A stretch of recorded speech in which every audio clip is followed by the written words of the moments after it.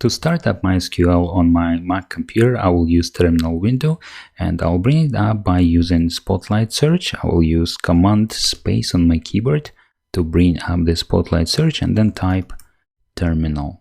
And here's my terminal window. If you did not change location during the MySQL installation process, then MySQL server is usually installed to the following location. I will change my directory to user and then local and hit enter. Now I will list files in this directory, and I have different versions of MySQL installed already. I have installed it 3 times on this computer, and the last version I have installed just now is MySQL 8.0.11. So to go into that directory, I will copy its name and then I will cd into that directory and list files there. To start MySQL server, I will use command which is located in this folder, support files. So I will copy this folder name and then I will change directory into that folder name. And again, I will list files there. The file that I'm looking for is this MySQL server. So this file, when is executed, can either start or stop or restart MySQL server. And I will show you the commands that are available there. To run this file, I will use / and then mysql.server. So if I hit enter now, it will give me the usage instructions. I can use this command together with start to start MySQL server, stop to store it, and then restart. These are the most common commands that you will use during your work with MySQL. So let me attempt to start it. And to start MySQL on my computer, I need to use sudo. I need to run it as a root user, and then I will use /mysql server and then start, and I will hit enter. And now I will need to provide the root password to my computer. This is admin password that I use to log in into my MacBook. So I will provide my MacBook admin password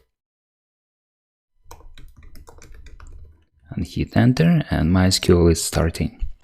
If it behaves that way, looking like it cannot start, then there is an issue, and most likely this is because MySQL server is already running on your computer, and most of the time it happens because I have multiple versions installed. So if you do run into this issue, then quit the process by using Control-C, and let's attempt to fix it.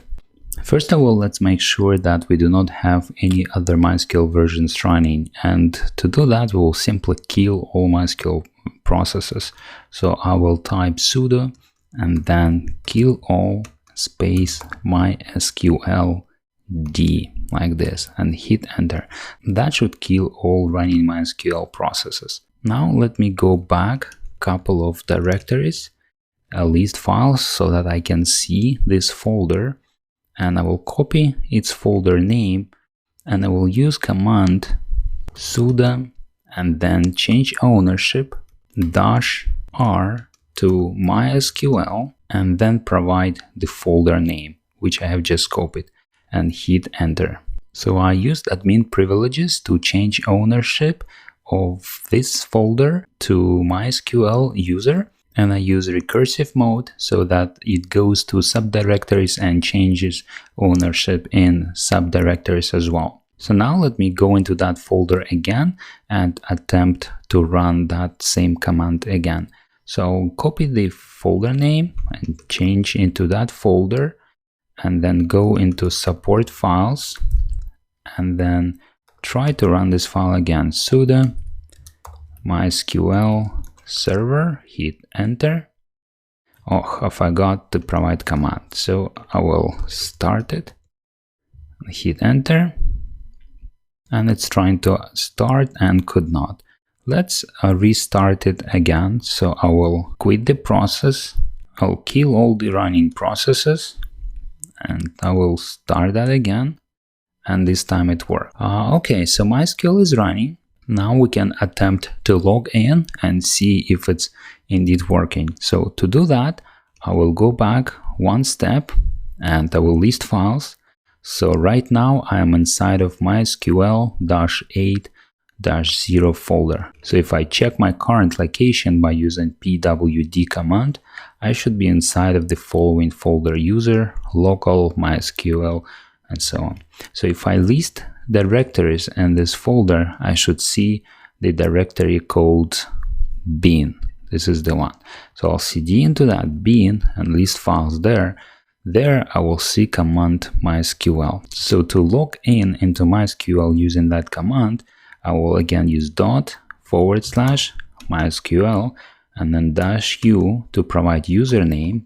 My username is root, and then -p to be prompted for a password. So now I will hit enter and I'll be prompted for a password, but this time it is a MySQL password. It's no longer a root password or admin password to your Mac computer. It is now the MySQL root password, which we have provided during the MySQL installation process. So I'll provide my password and hit enter, and now I'm logged in. So MySQL is working and is running, and I was able to log in.